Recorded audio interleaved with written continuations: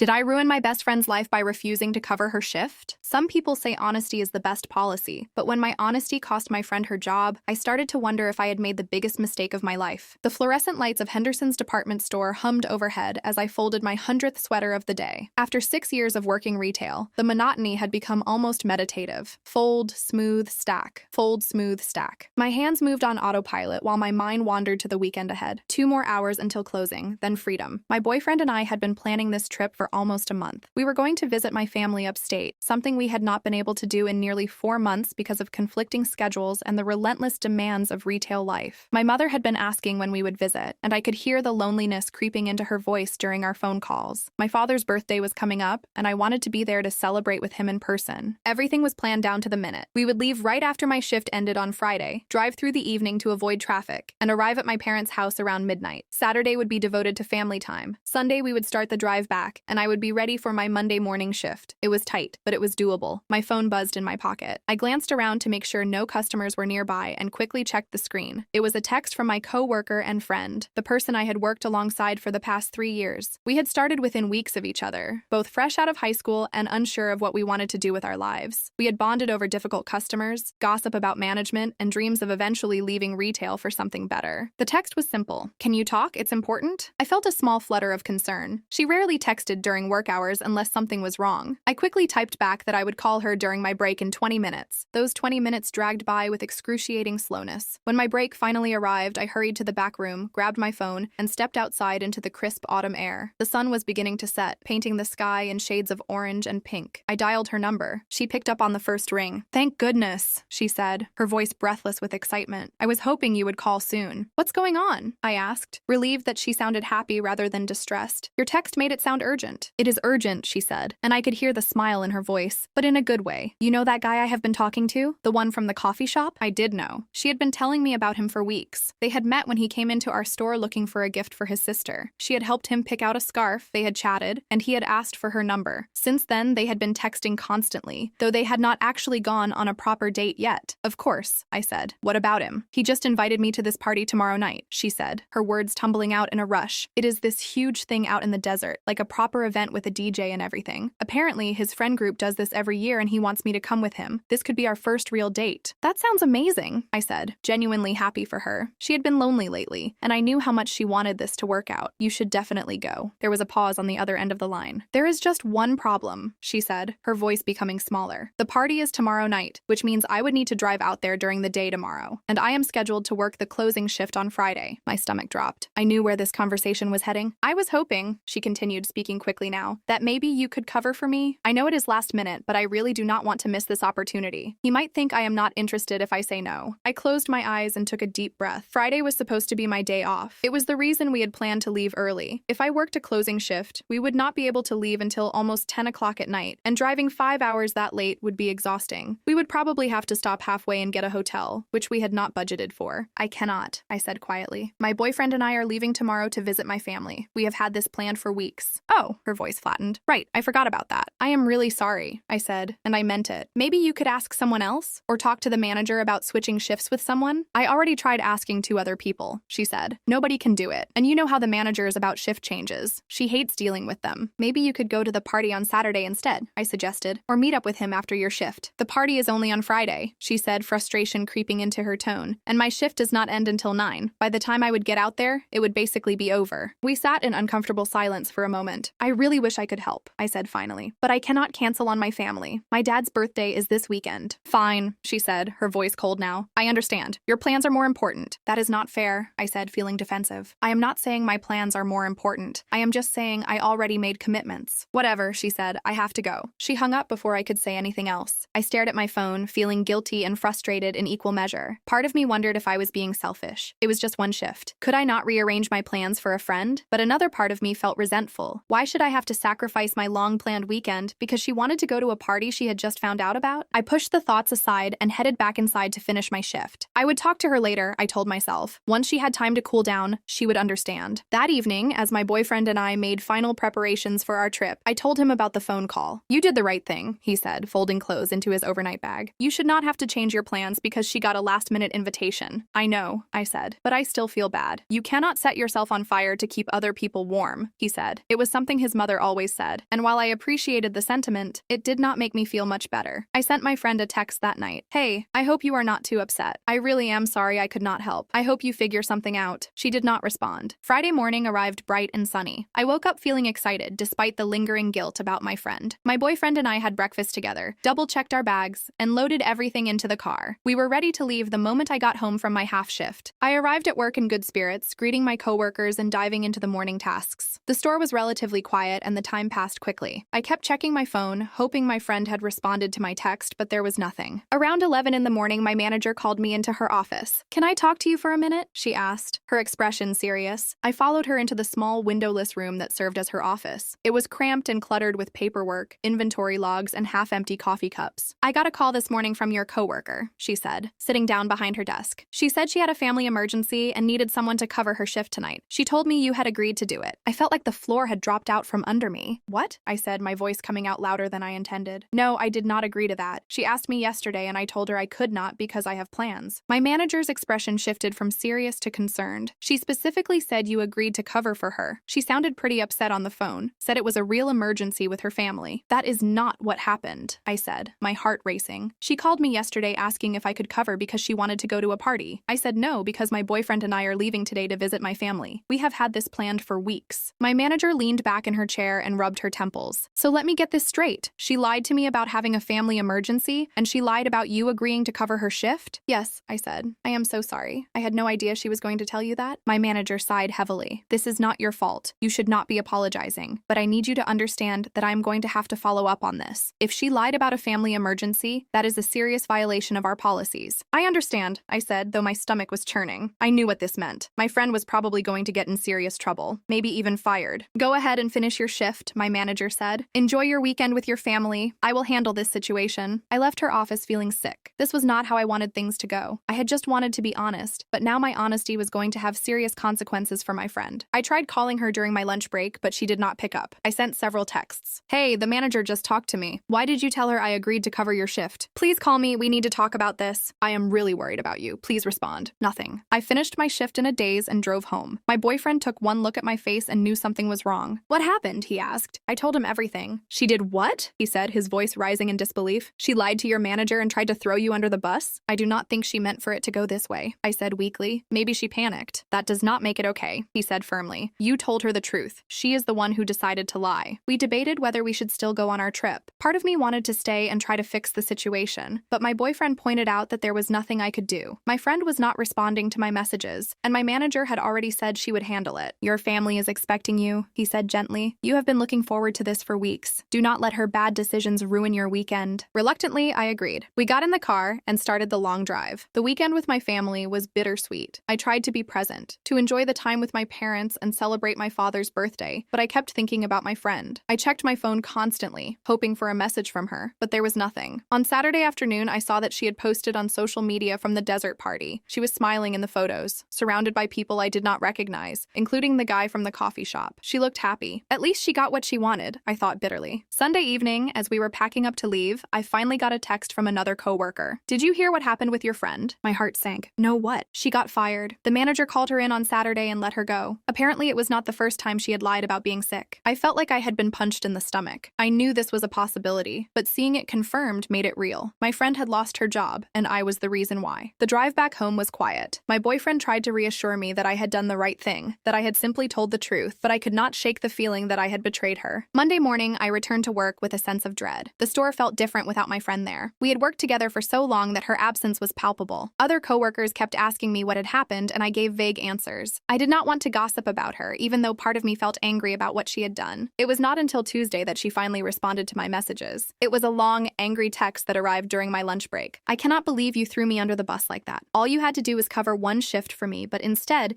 you decided to run to the manager and tell her everything. You knew I needed this job. You knew how much I was struggling financially, and you just did not care. You cost me everything because you could not be bothered to help me out for one night. I thought we were friends, but I guess I was wrong. You are selfish and you only care about yourself. Do not bother trying to contact me again." I read the message 3 times, feeling a complicated mix of emotions. Anger because she was rewriting history and making me the villain. Guilt because she had lost her job and was struggling. Sadness because our friendship was apparently over. I showed the text to my boyfriend that evening. "She is gaslighting you," he said immediately. "She She is trying to make you feel responsible for her own choices. You did not get her fired. She got herself fired by lying. But if I had just kept my mouth shut, I started. Then you would have been lying too, he interrupted. Your manager asked you a direct question and you told the truth. What were you supposed to do? Lie to protect someone who had just lied about you? I do not know, I said miserably. Maybe. Over the next few weeks, I replayed the situation in my mind hundreds of times. I analyzed every conversation, every decision, trying to figure out if I could have handled things differently. Maybe if I had been more sympathetic on the phone when she first asked. Maybe if I had tried harder to find a solution. Maybe if I had warned her that I was going to tell the manager the truth. But each time I went through it, I came to the same conclusion. I had been put in an impossible situation. My friend had made a choice to lie, and then she had tried to involve me in that lie. When I refused to participate, she blamed me for the consequences. The hardest part was watching our mutual friends take sides. Some of them understood my position and supported me. Others thought I had been too harsh, that I should have covered for her, or at least kept quiet when the manager asked. One friend told me, "In the real world, sometimes you have to bend the truth to help people you care about." But where does that end? I asked. If I had lied this time, what about next time? What if it became a pattern? You are overthinking it, she said. It was just one shift. But it was not just one shift. It was about honesty and integrity, and the expectations we have in friendships. It was about boundaries and whether loyalty means participating in someone else's lies. My manager called me into her office a few weeks after the incident. "I wanted to talk to you about what happened," she said. "I know this whole situation has been difficult for you." "It has," I admitted. "I want you to know that you did the right thing by telling me the truth," she said. "I understand that it was not easy, especially because she was your friend, but honesty is one of the qualities I value most in my employees. If you had lied to cover for her, I would have lost trust in both of you." "I keep wondering if there was a better way to handle it," I said. "There probably was not," she said kindly. "When someone puts you in that position, there are no good options. She made a choice that put you in an impossible spot. That was not fair to you." Her words helped, but they did not completely erase the guilt. It has been several months now since the incident. My former friend and I have not spoken. I see her occasionally on social media, where she seems to be doing okay. She found another job apparently, and things with the coffee shop guy did not work out. Sometimes I think about reaching out, but I do not know what I would say. I have talked to a few people about what happened, seeking perspective. My mother said I did the right thing and that real friends do not ask you to compromise your values. My boyfriend remains adamant that I have nothing to feel guilty about. A coworker who has been in retail management for years told me that situations like this happen all the time, and that employees who lie about emergencies usually have a pattern of dishonesty. But I still wonder. I wonder if our friendship could have survived if I had made a different choice. I wonder if being a good friend sometimes means protecting people from the consequences of their own mistakes. I wonder if I was too rigid, too focused on rules and honesty, when I should have been more focused on compassion and loyalty. The truth is, I do not think there was a perfect answer. Every choice had consequences. If I had covered for her and lied to my manager, I would have betrayed my own values and possibly damaged my relationship with my employer. If I had kept quiet and just said I did not know anything, I would have been complicit in her lie by omission. By telling the truth, I protected my integrity but lost a friendship. What I have learned from this experience is that adult friendships are complicated. When we were younger, friendship felt simpler. It was about having fun together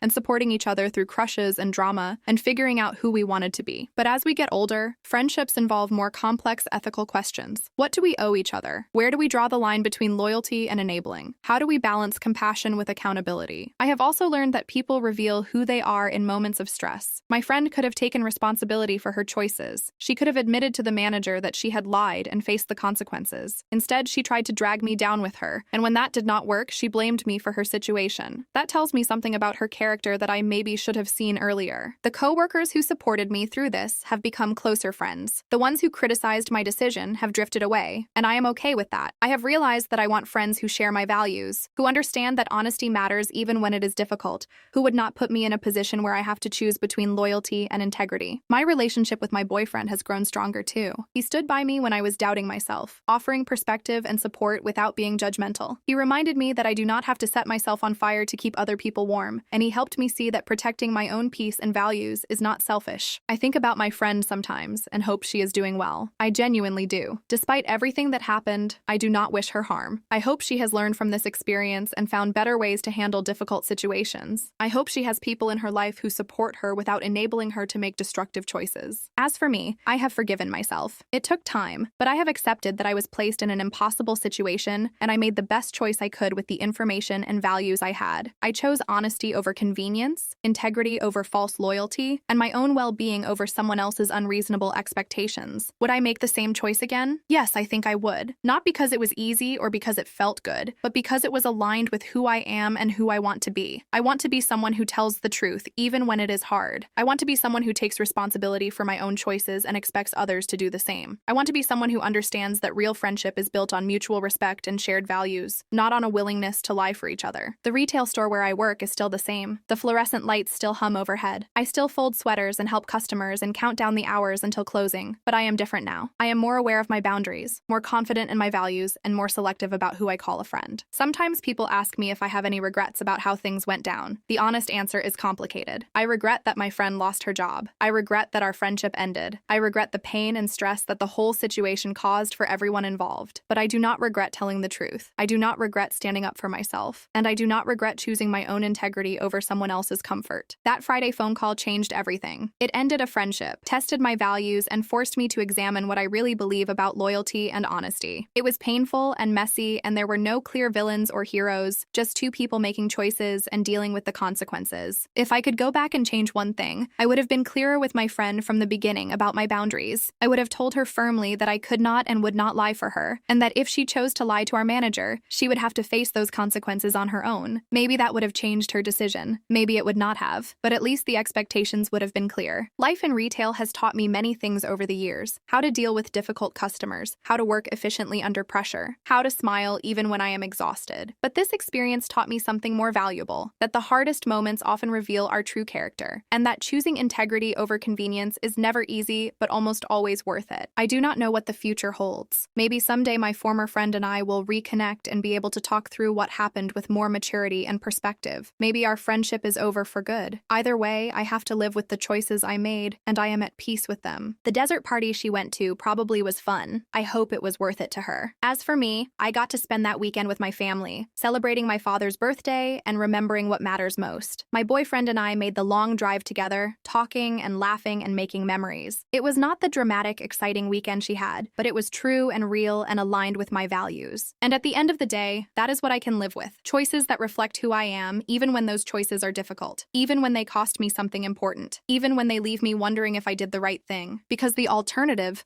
lying to protect someone who had lied about me, betraying my own values to maintain a friendship that was already built on shaky ground, would have cost me something much more valuable: my sense of self. So here I am, still folding sweaters under fluorescent lights, still working retail, still navigating the complicated landscape of adult friendships and ethical dilemmas. The difference is that now I know what I stand for. I know where my boundaries are. And I know that telling the truth, even when it is hard, is always going to be my choice. Whether that makes me right or wrong, a good friend or a bad one, is something I cannot control. What I can control is living in alignment with my values and accepting the consequences of my choices with grace and honesty. And maybe, just maybe, that is enough.